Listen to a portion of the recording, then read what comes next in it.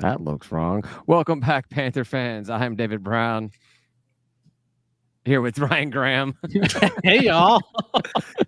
Tim Thurber, Hello. and this is State of Atlanta. Cheers. Oh, yeah, here's my beer.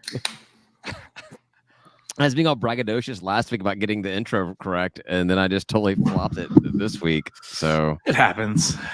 yeah, I'd say it happens to the best of us. Braggadocious. It's a pretty cool word, isn't it? I mean, child of the 90s. I mean, I'm a child of the 70s, baby. What are you talking about? When's Rad coming A back? baby of the 70s. I have been wanting to bring Brad back for so many years, and then I say that to somebody, and I go another year or two, and I say it to somebody else, and I forget about it in between the times. But I say Rad all the time. It's Rad. Rad needs to come back. You know what's Rad? This souvenir cup. Oh, What yeah, year is that from? 2010. 2010. Oh, that's our first season. It's the OG. It's so Yeah. ugly. Nice. Have we had Our it? favorite Panther on it. Ooh, it's black too. Goodness. Oh It's the God. black push-up Panther. The one I can't even read it. It's blurry. It might kill me from drinking out of it. We'll find out. Have we had a stadium cup since we've been to Center Park, or was that just Georgia Dome stuff? Just Georgia Dome. Yeah.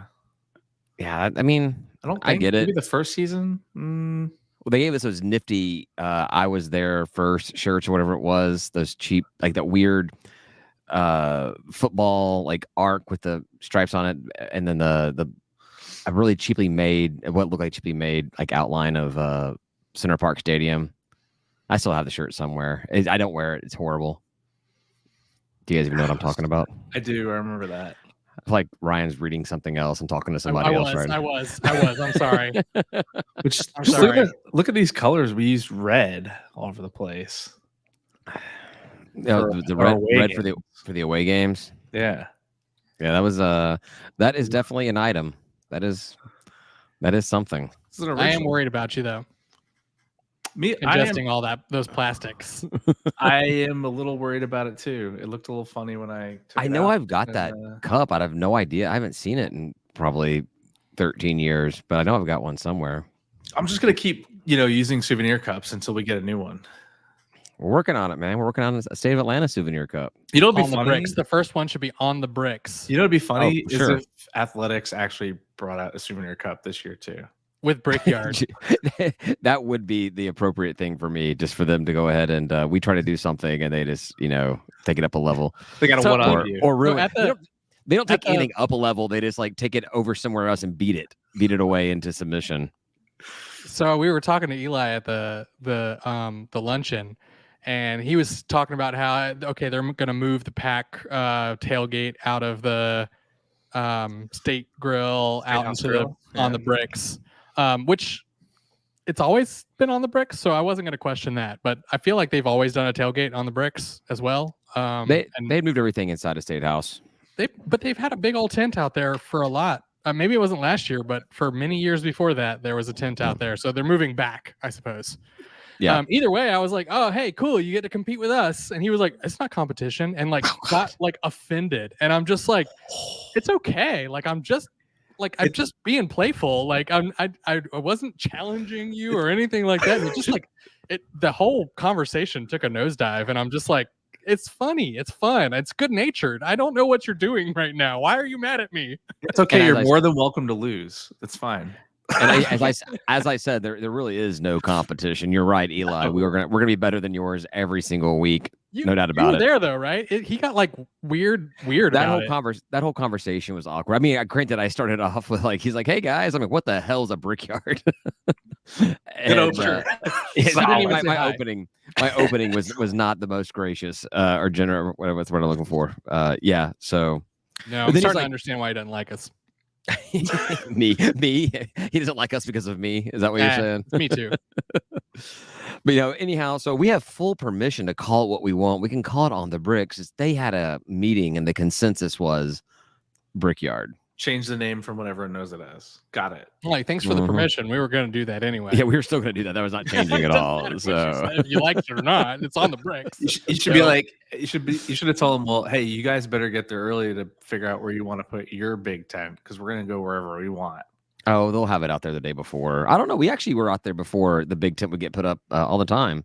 Well, they have like a proper event tent too, so they don't have to worry about like they the rent it every weights week and all that stuff. Like it's in there. They rent it every week. It's it's like a proper event tent. It's like what you would like if you went to a wedding that was outside. It'd be like that tent, you know. So they're hosting a wedding tailgate. We should have a wedding at the. I mean, guys, I just figured that was the most common place that people saw these tents. Okay, like calm down. Like a horse race or something, or a. No, that's illegal in Georgia. So wait, you talked about the event. How was the event? I want to hear about it. Well, it started late. I mean, later than the late. Well, no, I mean, like it started late. Like they advertised it as starting at 1 o'clock, and they started doing the food at 1 o'clock. But that's late to me.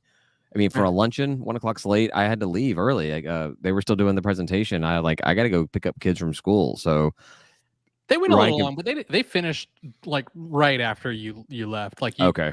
Yeah, it was not very long. You probably made the right decision leaving to make it to school on time for your kids. Yeah. But it did not go much further. Yeah, but people apparently had been leaving because when we got there, when I got, you were there ahead of me. When I got there, like it was pretty much packed house on the bricks to parking there. And when I went to go leave, there was plenty of spots open when I left. So people had bailed early. But Coach Elliott kind of took over the whole thing. Like it was funny. Dave gets up there with Coach Elliott and then all the head coordinators. And Dave, I don't think talked for like an hour. Like Coach Elliott just ran the show. He just sat there. He just did his whole thing. And then he introduced the coaches and let them do their thing, and then he answered their questions for them. And I don't even recall if I even heard Dave get a chance to ask a question or anything. Did he, Ryan? He didn't. But I talked to Dave afterwards and asked him about like. I said, well, why were you there? you know? And he sort of laughed along, but was like, this is what I've been wanting them to do. So like, he's been pushing for it. It sounded like, and finally, because Coach Elliott, he's a personality in and of himself. And I would say he ran it very well. I mean, he's so boisterous and like got a lot on him. But I did wish that like some of those questions, if you would have just said like, oh, my coordinator should answer that or something like that. Like he just started taking questions and it's like, let your new guys do this. Like let's hear about their defense and their offense and their special teams. But you could hear a pin drop when the special teams coordinator was like, all right, any questions for special teams? Like tumbleweeds going by. It was come on. We're going to bring the ball out more often, which will make everybody but me happy. I mean, I was the only one that liked the strategy, but he did confirm that we were in the top 25 for returns just by taking the 25 yards. Right. Seriously. But he was like, we were in the top 25 nationwide, just fair catching, taking it to the 25. Yeah, but no fun for us. I don't care. I don't want it to be fun. I want to win. I don't care if it's fun. Wait, you want a fair catch all the time then? Yeah, top 25. I think if statistically we end up with more yards on average, then we should always fair catch it. All right. You heard it here first. We're fair catching. No, I've said this for years now. Yeah, and you still heard it here first. Like it was still here that you said it.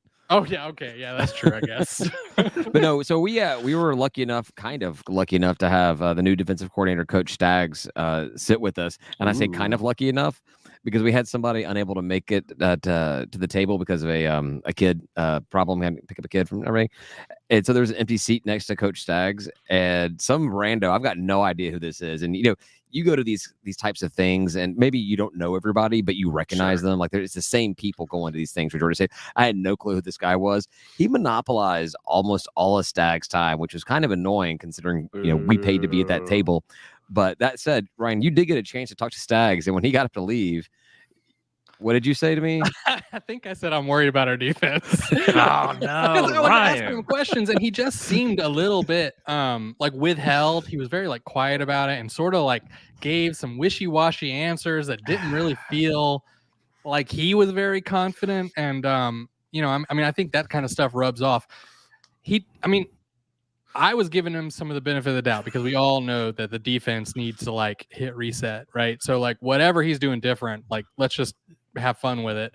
Once he was up on the stage, though, he did say that he's looking to have more of a like chaotic backfield and a more aggressive front, and like get at the quarterback and be chaotic. And I want that offense. I don't want to hear coaches talk about it, though, and I'm worried that that's just coach speak, because we've seen that before. The only coach we've ever had that does that it was Mentor, and it was amazing.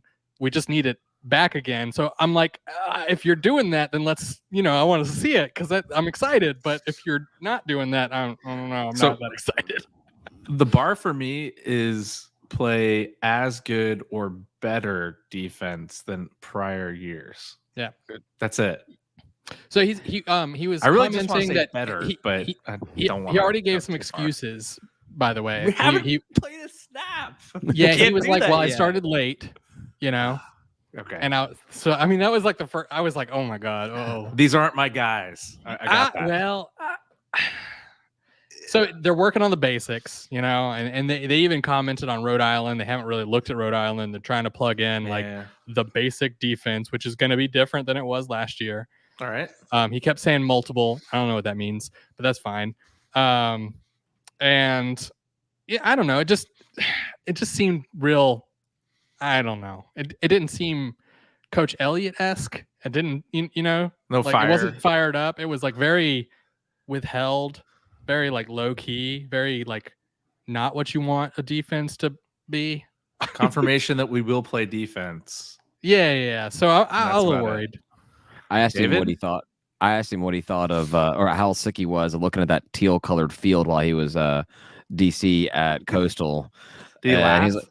He kind of chuckled a little bit. To be fair, also, I'm sitting here looking at his bio picture here on the website, and he looks like a decent dude and everything. But man, they were just coming out of practice, and he looked like somebody that like lived on the beach in South Carolina or something like that. He had that rough kind of Jimmy Buffett's all he has on his playlist type thing going on.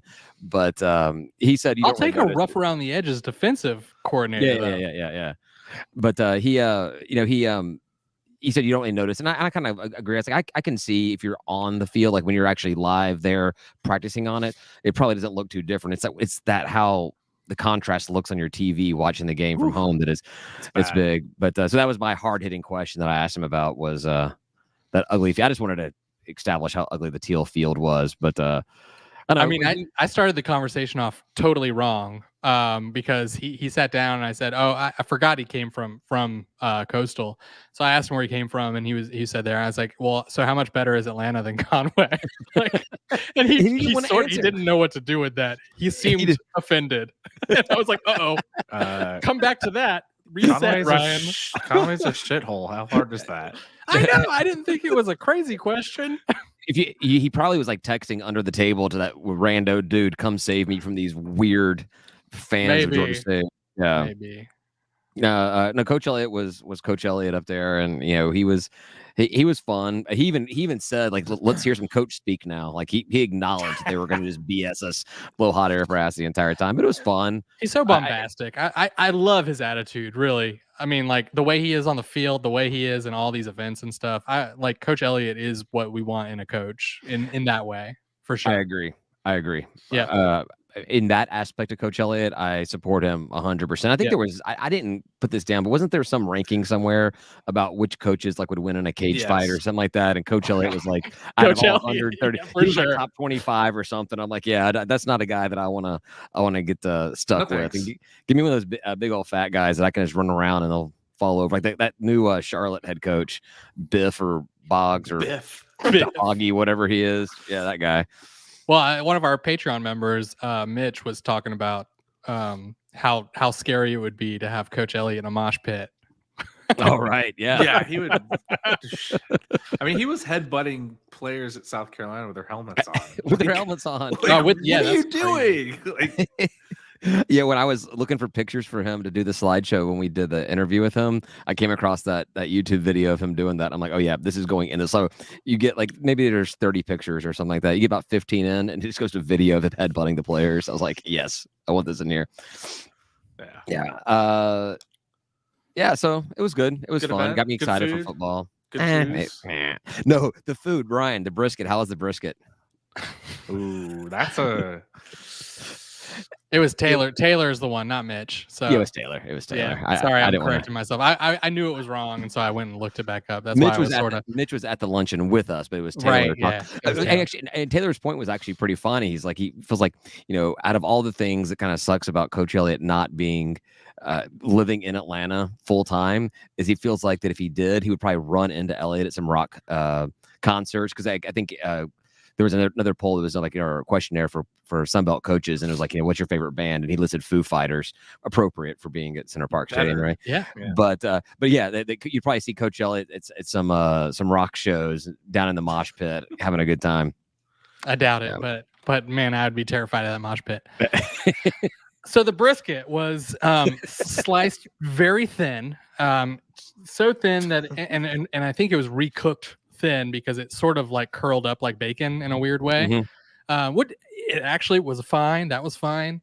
But the sauce was teriyaki sauce. Teriyaki brisket. I've never had teriyaki brisket, and I mean, it was fine. It was tasty, and it was maybe it just was so different than what I'm used to that I was like, I don't know what I'm doing here. Maybe they picked up the wrong container, and they're like, too late. No, Coach Skaggs said they serve it to the players too. He said every now and again they give this to the players, and we all think it's weird too.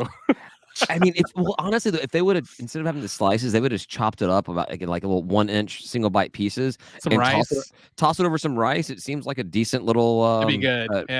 Asian delicacy there. It was super tender. Asian American delicacy. It was delicious. It was real. You didn't think it was tender? I thought it was tender. I liked it. I just thought it was weird. I had to force feed myself it so I could get back to my chicken. Oh, I thought the chicken was not good because it was super dry. Like chewing on it for half an hour. No, I made sure to get it down my throat.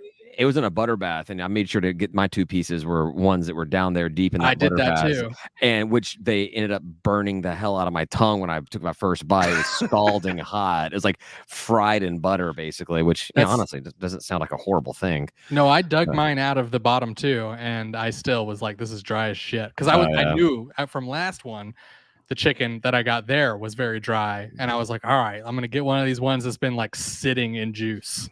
Yeah, still dry. I don't know how they did it. Almost didn't work. Chicken almost did it. Yeah, it was like those 2 things and like asparagus and potatoes. Asparagus was delicious. So they didn't do. They didn't do chores. Hey Ryan, makes your piece smell, Ryan. Wait, what? Yeah, it does. Asparagus. It does? The chicken at Georgia State? Yeah, absolutely. No, that's what I said to him at the thing, and he's like, everyone always says that. I love it. Don't you know that I know that? That's how Ryan sounds, by the way. That's exactly how I talk. Yeah. You love it? Oh, I love asparagus. I love asparagus, but not the after smell. I'm okay with how it smells. Yeah. Ryan just binges asparagus and then goes into the bathroom like a half hour later and just ooh yeah. That's good. That's good. Good shit. I get amazed how quickly it happens. Like I'll be at dinner eating it, and like 40 minutes later I go pee. I'm like, God damn, how fast? How is it already doing I don't have these problems. I don't eat green stuff. I don't have these kind of problems that you guys have. That's one of the only green stuffs I eat. I was really excited because you saw I put the salad to the side, and I was like, well, at least I get this like giant clump of asparagus. All the asparagus you wanted because you could have David's portion. It's really good for you. It is. My Siri came on my MacBook. I don't know how it came on, and I couldn't hear anything you guys were saying. Oh no! And if I said anything, it would just keep on like thinking I was trying to talk to it. So I'm sure you guys had a very awesome conversation just now, and I've got no idea what the recording's going to sound like. So no tours at the stadium? We didn't hear it. No tours? I left. If they did anything, I left it.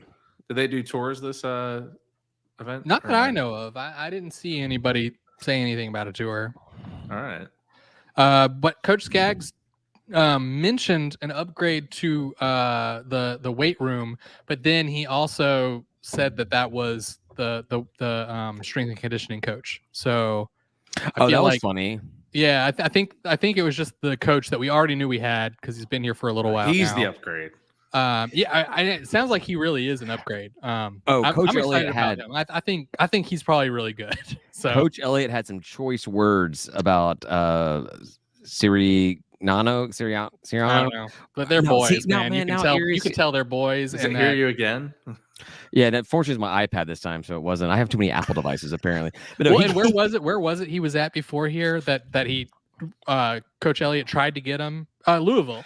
Yeah. Went to Louisville with a App State guy, and we tried to grab him, and he said no, I'm going to Louisville, and then we got him. We got him on the back end of that. Yeah, there was actually a thread about him specifically on the Sunbelt message board this past week, and basically thinking like that was started by a Georgia State poster saying that he thinks that they could be paying dividends for the team this season. We've already seen the players that have upped their weight and their size from last season, and which Darren Granger was sitting at the table next to us, and he was.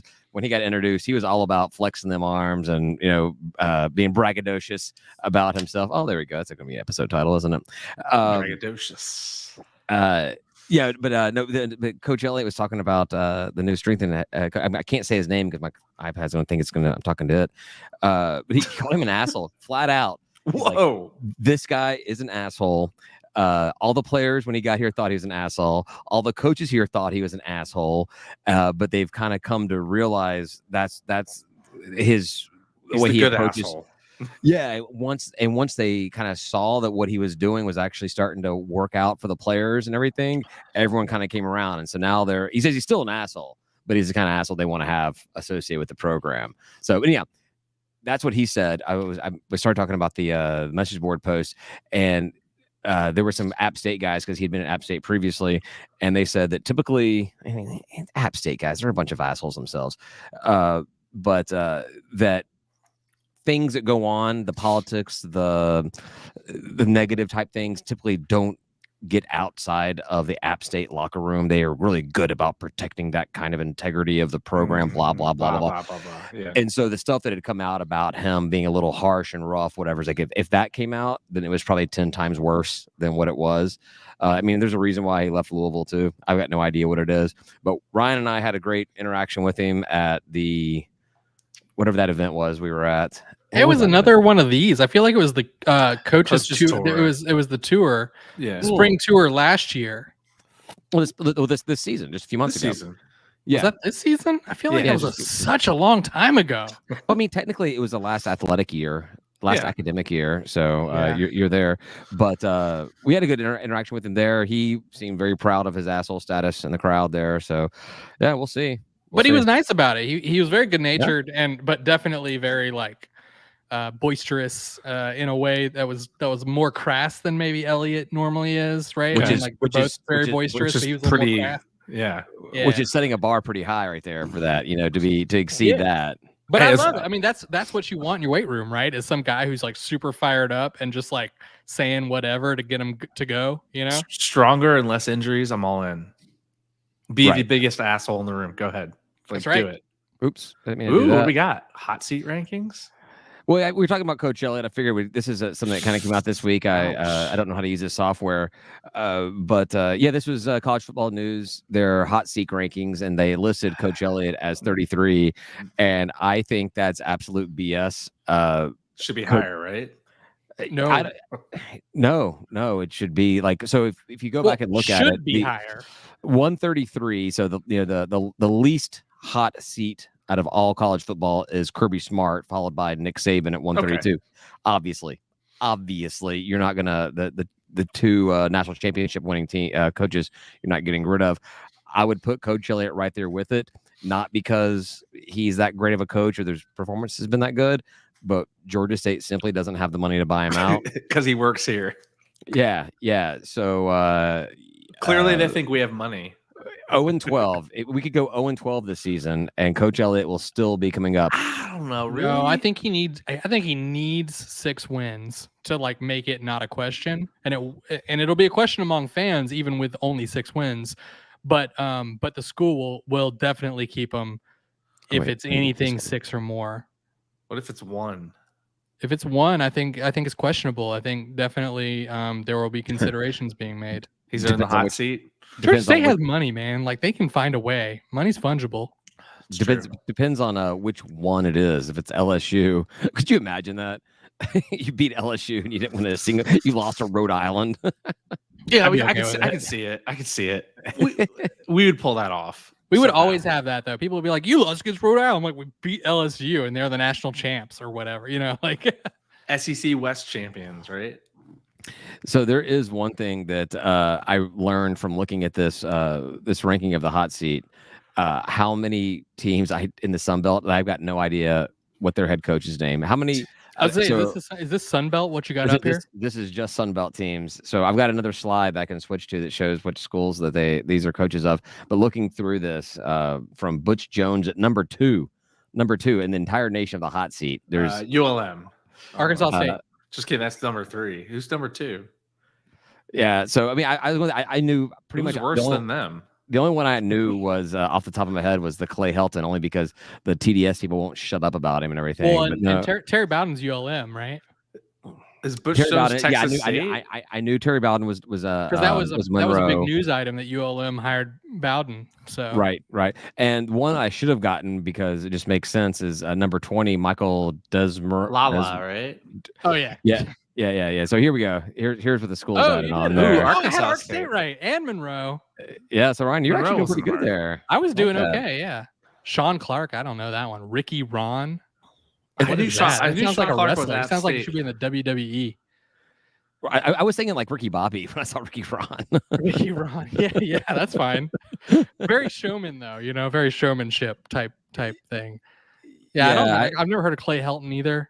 Clay Helton, I knew that one because that was the guy that was from USD. From USC. TDS got, and I did the TDS thing. As sad as it is, I knew who that was. I had no idea that Coastal's new head coach was Tim Beck. Sounds like some kind of Fox News host or something. Texas State. I'm not with you. GJ Kinney. GJ. Yeah. I don't know. Ken. G.I. Joe Ken. The last 4 drawing blanks on Tim Beck. Which is funny because they're not in the hot seat, right? Yeah, exactly. Yeah. You don't even know who they are. I was just surprised by how many who those were. So well, they have the South Alabama and Troy, who those teams are both usually ranked pretty high in the preseason type stuff. Even though South Alabama, I don't know. I gotta see that to believe it. I don't know why they keep them ranked. What? Good. I gotta see it to believe it. It was them and Troy for the winner of the West. They're good. And it will be again this season. Who? I approve. I am working on. I have built together. I'm a spreadsheet guy. Don't know how much you guys know about that. I'm a spreadsheet guy. I built myself a spreadsheet. I got every Sun Belt game listed, and I've gone through and I've made my win-loss predictions. And so I have my prediction on how the Sun Belt is going to finish. Sun Belt? The entire Sun Belt. I went through all the games, including out of conference games. I went through all of them. Then puts together, and it's completely unbiased. And I will release what my predictions are next week. So Ryan, we have work to do. Yeah, you got to come up with predictions. You want to just throw me a copy of that, I'll put my own in there. Can you blank it out for us? Yeah, blank it out, make a copy, and or I guess make a copy, blank it out, then make another copy for us. I'll do it in all my favorite meetings at work. There you go. And then we can compare. We can compare like what we think the in season is going to look like. So I'm not going to put down the records that we predict, but I will put down just the order in which the finish will be. The finish ranking. Yeah. Because that'd be cool. Yeah. All right, cool. I'll send that to you guys. We'll do homework. Look at that. Look at that. We're signing ourselves up for work, Ryan. I love that. I want to do this. I'm a spreadsheet guy too. It's actually more interesting though, I would say. Out of all the homework you could give us, I like this. All right. This was kind of interesting. Quarterback rankings. Coastal. What? Yeah. Yeah. So this was the top quarterbacks in the Sun Belt, according to Athlon Sports. And Granger Danger coming in there, number 3 in the entire Sun Belt. Well, Granger Danger is technically number 2 because Grayson McCall will get injured in the first game and he won't play another game all season. Well, we are undefeated against Coastal when Grayson McCall is not playing. Yeah, so that's good news for us because we do play him. That just shows you how weak they are, right? Without him, they're weak. Yeah. Well, even then, when we played Coastal 2 years ago without McCall, we beat them like 52-51, or we lost to them 52-51, or it was an absurd score. Yes, I think Ryan. I think you were over for that game. I think we were watching that one on my front porch. That sounds right. And we were just like high fiving over all these touchdowns, and then all of a sudden they would just come back and repeat. Score one. I can't remember if it was an overtime game or not, but it was definitely a high scoring game. Was that a Skaggs defense? Because that doesn't sound good either. Well, that's how Coach Elliott talked about how he introduced. He was like, I used to hate this guy. Now I love him. Yeah. But that's not a good that's not a good defensive showing for either one of us. Score 51 points.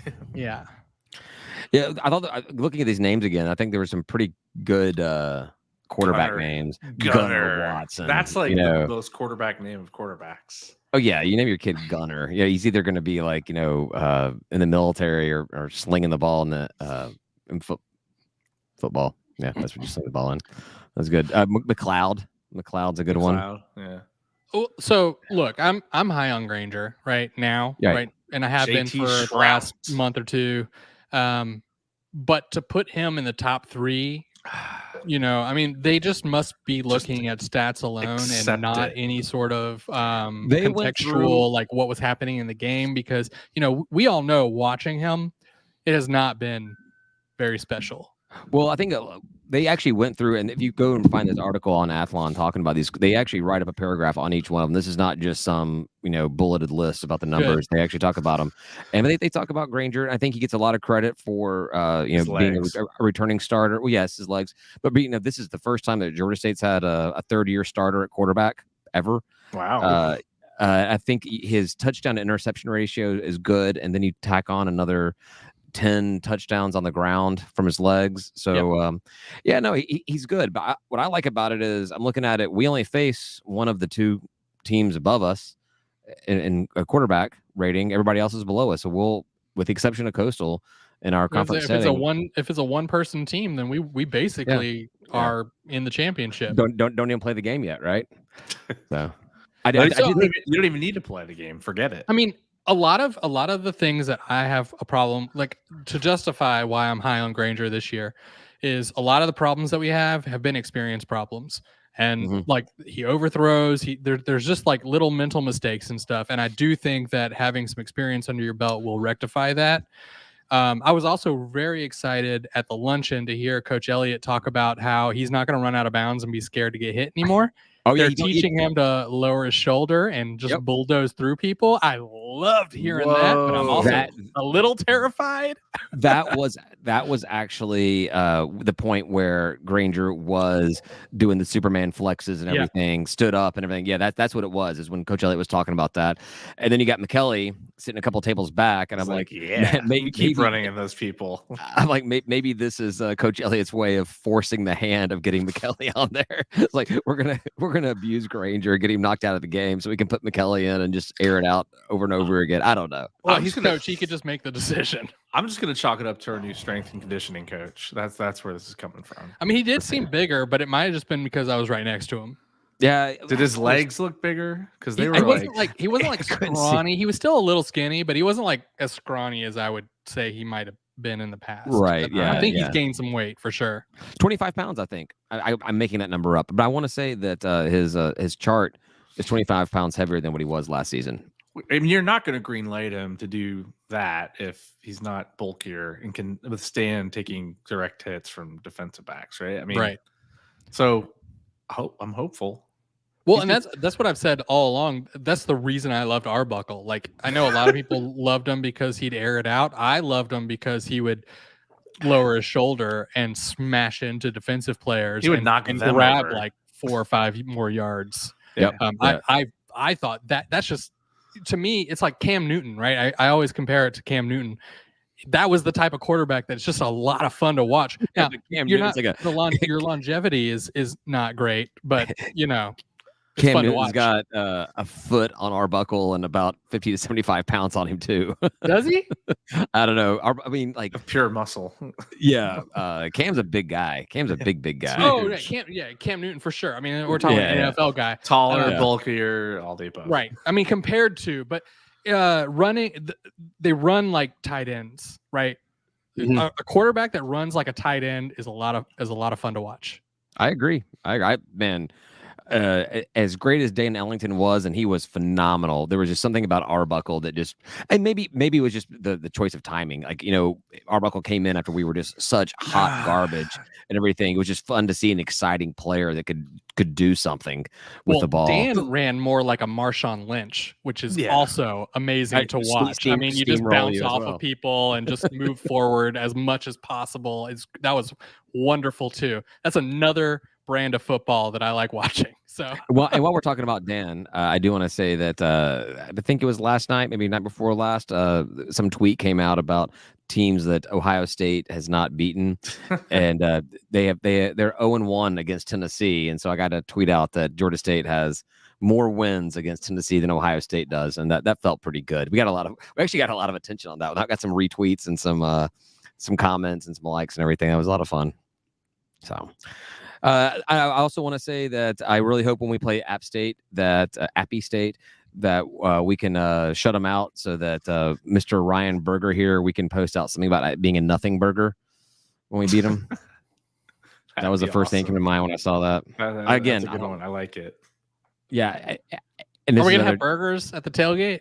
Makes sense, right? We'll have nothing. We're playing them here.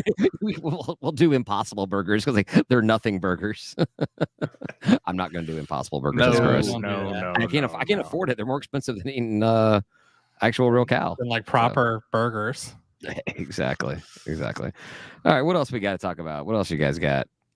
What do I have? Basketball schedule. I'm not going to remind you. If you guys don't remember. You gonna save that? Oh, this is we talk about this. This is a good one. The division rankings for Massey ratings, division rankings for G5 conferences. Hey, Sunbelt East number uno. Wow, but then the AAC is number 2. Like the whole, are they not divisioned? They're one thing. No. That's gonna offend the West. They're pissy. They think they're the best. Yeah. Look at the West, all the way down to number 5. You got East, Sunbelt East, American, Mountain West. Conference Mountain West, and then Sunbelt West on them. I mean, really, they only got. I mean, historically, they've only really had Lafayette. Now you got Troy and South Alabama. Whereas we've got schools that people think are good. We should be happy with this. We should just remove ourselves. The East should remove themselves from the West and just be their own conference. I mean, I agree. I just still don't want to be associated with these schools. You're stuck with them, but you want to be associated with them.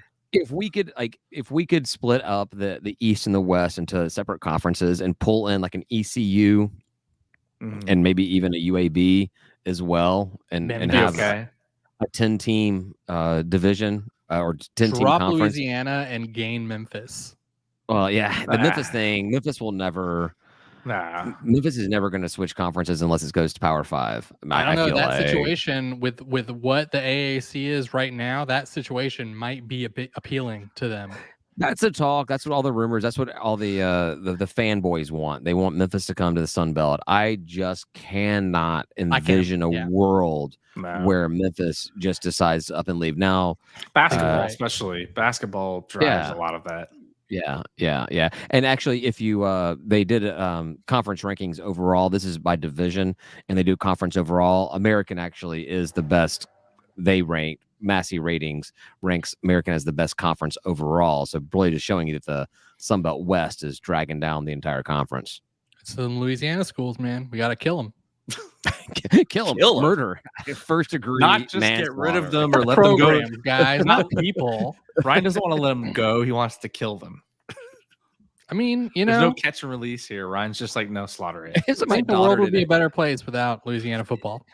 My daughter today, the saying or whatever, she's like, it's so exciting. I'm so excited I could die. Something like that. Yeah. My daughter's like, I'm so excited I'm going to kill myself. Like, this took a way darker turn. I don't even want to hear you say so excited I could die, but to say so excited I'm going to kill myself. Yeah. Let's not go that. Video are you watching? That's I gotta be a better parent. So I think that goes without saying. I just gave my kid a Google Nest Mini, and she's just asking for random stuff, and I have no idea what it is or if it's appropriate. But I'm hopeful. Yeah, I do that whenever I'm busy at work and I get the little notification, like Cooper's asked for more screen time for Safari or YouTube, whatever. I'm kind of like, all day. Just stop messing with me. I got stuff I gotta do. Let's see. funny. We did. I think that doesn't even matter. Nothing else. We done? No. I got plenty of stuff. I mean, there's one major topic. I'm just making sure that I we cleared everything else out, right? Yeah, I didn't name this one. What was this? Oh, we already did that one. We already did that.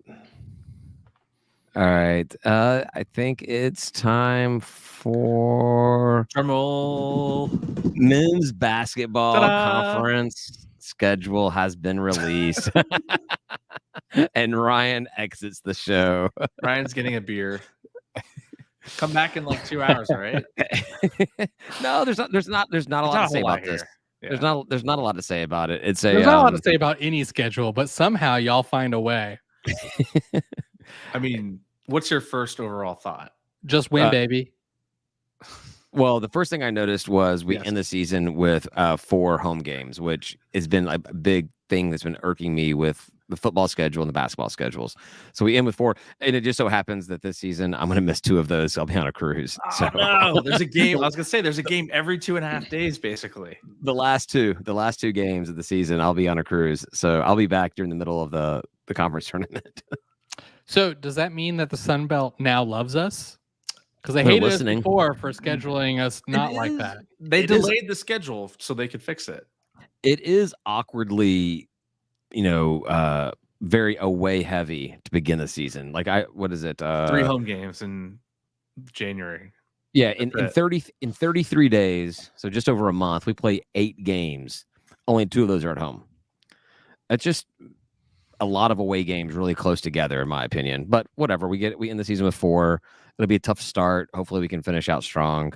I also noticed it's weird. We've always been very, Thursday, Saturday games. Like that's always been the same thing.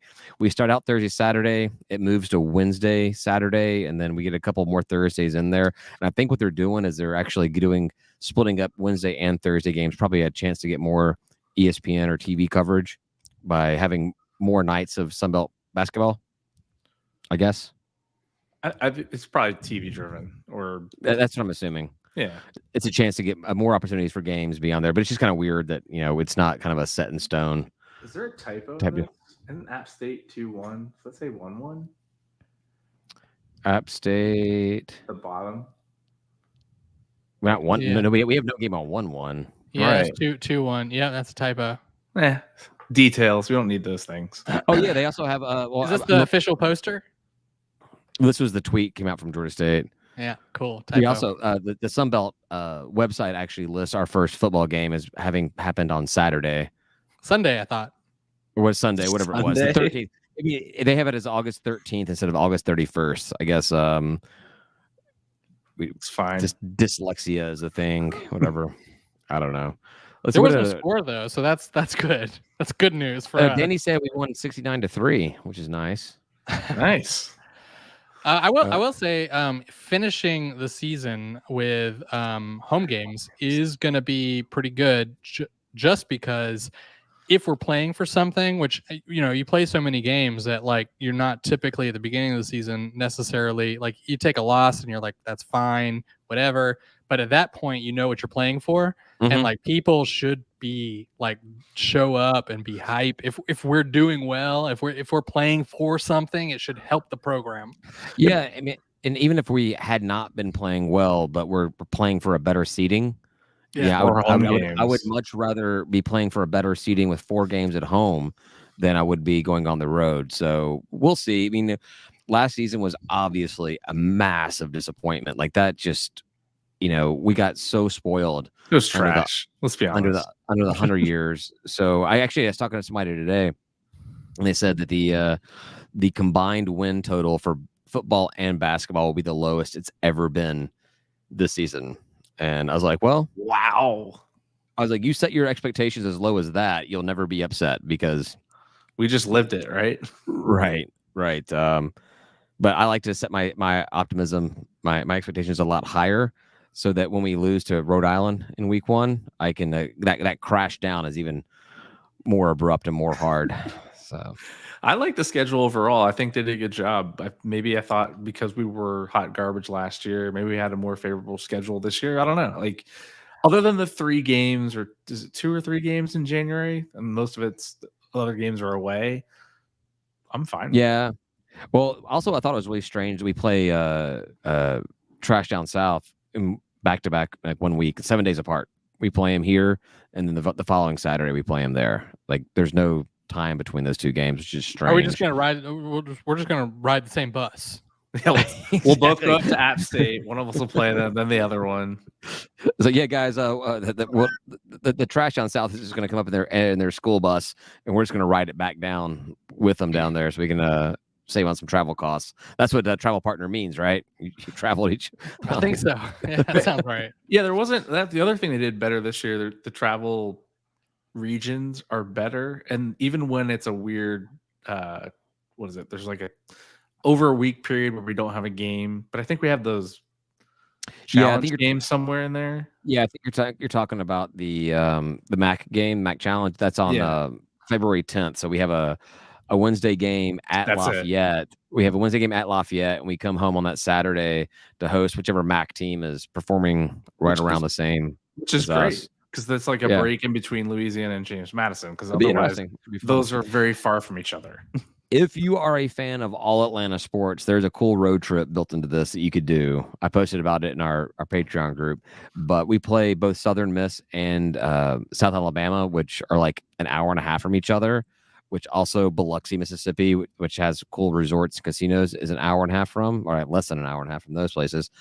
And the Falcons play that Sunday. So you have was it a Thursday or Wednesday game? What is it? Where'd it go here? The 4th, right? A Wednesday. Thursday, on the 4th, January 4th, Thursday at Southern Miss. So you drive from Atlanta to Hattiesburg, see the game. Game's over. You drive an hour south to Biloxi. check into your Hard Rock Casino hotel. Stay up all night, right? Yeah, do whatever you want to do, because the next day is a resort day. You hang out the resort, and probably too cool for the pool, but you can do whatever you want to do. Then on Saturday, you go over to Mobile. You check out the Panthers play South Alabama, go back to the resort on that night, Sunday morning, drive over to New Orleans, watch Falcons play at the Saints to finish off the regular season. Bob's your uncle, you're home on Monday, And then you drive the hell away from that show. Why are we? Exactly. As fast as possible. Get out of there. I thought it was kind of cool. If that series of games were happening 1 week earlier, when my kids were still out of school for the Christmas break and everything, I could probably sell that to my wife, but it's like right when they get back from school. So like, all right, cool. Kids are back in school. I'm going to go spend the next 5 days not here. I don't see that going well. Throw out the option. She surprises you often. You never know. You got to try. Yeah. Oh, I'm not saying I'm not going to ask. Yeah. Sometimes she's just like, yeah, that sounds great. You go do that, like every now and again. And you come to us and you're just like, what? How did this happen? Happened, and I'm doing it, and I'm never going to bring it up again. We're just going to do it. Have you figured out when she says yes, what's the optimal time to ask her? Yeah, I don't know. But I have this one friend of mine that, for whatever reason, whenever he invites me to something, doesn't matter what it is, she's like, "Oh, it sounds like fun. You guys should go." I'm like, "All right." That's how I ended up on the Burt Kreischer cruise. That's how I've ended up to many a Braves game and just random nights out. I don't know what kind of control he's got over her, and I'm not going to ask the questions. Probably don't want to know the answers. So, oh boy. All right. Let's see. Anything else about the schedule? It's fine. It's like I said, it's a little away game heavy to open the season, but that means it's a little home game heavy to end the season. We'll see. We'll look forward to seeing what the out of conference schedule is. We already know we've got Kennesaw and Mercer, BYU, Western Michigan as part of the MAC challenge in there. So we'll see how it plans out. I'm just looking forward for the weird weekday game that they're going to shove in there somewhere. Yeah, I think the Belmont game is like on a Monday night or something. No, I'm talking about the ones that are like noon on a weekday while we're all working. I know it's going to happen. Oh yeah, that'll be like a non-Division I school, right? I don't know. I thought the last one wasn't.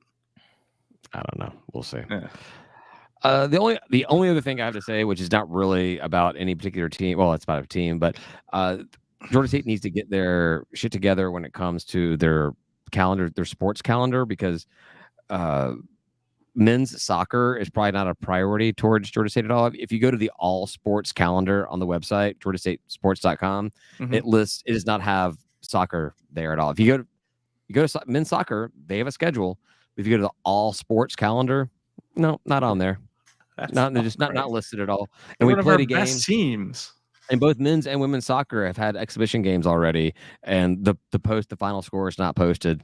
So I think that somebody it just hasn't realized that we've actually started sports. I mean, what they're doing is in the background they're checking boxes, and they've checked the wrong boxes. I mean, that's somebody's job. As soon as the game concludes, freaking boxes. I almost cussed. You log in and you say, all right, this game is concluded. This is what it is. So. Yeah, and your job is to check boxes, the right boxes. Question is, will they get on the schedule at some point? Have somebody after every game check that it's showing up correctly. Well, and if it isn't, fix it. We know they will tomorrow because people are paid to listen to us talk. So that might be true. I mean, it's not very hard. Even the person who checks the box, and I'm very against like QA being the developer, but right. If the person who checks the box and publishes it could just go out there and look to see if it's in the place where they want it to be and be like, oh shit, it's not there. Yeah. I'll check another box and hit publish again. But if you forget to post the final scores of your games, what else are you forgetting? That's the whole rider list from was it Motley Crue or Def Leppard that had like the no brown peanuts, no brown M&Ms in their they didn't care. They just wanted to make sure you read it. Yeah, because they had this huge list of everything, all the specs had to go through to perform their shows. And they wanted to make sure that every detail was accounted for, so they put in there no brown M&Ms in the green room. And if they got to the green room and there was brown M&Ms, they knew that somebody had not paid attention to every single line item. And that so for me, this is an example of we've got brown M&Ms. We got brown M&Ms all over the place. Right. And I agree. Brown M&Ms are the worst ones. They're all the same. As someone whose last name is Brown, they are the worst ones. They're all the same. Yeah, no, I need some red number 5 to make my kids go crazy. I mean, they're not whores like the green M&M. Am I allowed to say that on non-last call? I think I am. She can choose to wear whatever shoes she wants to wear, Ryan. It's okay. I just thought it was hilarious when people politically got upset about the green. I think it was the green M&M. Yeah, they were too turned on by this M&M. Well, they switched her from like heels to like Birkenstocks or something like that. She was good looking though. I mean, well, you are a fan of the full figured ladies, so it's true. It's true. All right, I think that we're good. Dangerously in last call territory. Just so you guys know, that's a little taster of last call. that is simply a taster. That's a sniffer of the wine or bourbon or whatever your drink of choice is. Of the turned milk. Oh, there we go. All right. Well, thank you everybody for listening. We're going to go to last call. You can find it on our Patreon page, patreon.com/State of Atlanta, where we get a little bit more drunk, a little bit more vulgar, and talk a little bit more about the episode in Georgia State and everything else. You can find it, like I said, patreon.com/State of Atlanta, free of charge. Comes out delayed on Fridays unless you're a Patreon member. Comes out immediately, or when I remember to do it because I forgot to post it last week. Oops. And you get access to our private group chat, get access to the private live stream of the weekly episodes. And hey, I gave out some of these cool tumblers. I gave them out to our Patreon members at the luncheon. All Patreon members will be getting one. So sign up and you might get some rando stuff, some rando cool stuff. I haven't even gotten mine yet. It might be filled with bourbon. Or it will not be filled with bourbon. Hey, but we do have alcohol sponsors for the tailgates, so we got that going on. All right. Thanks, for listening. We will talk to you guys next week. We have lined up a bunch of different people to come on and talk with us each week during football season. I'm really excited about it, starting next week with a Sunbelt podcast. So look forward to seeing that. You guys got anything else? Last call. Let's go. Say goodbye, guys. Goodbye, guys. Peace.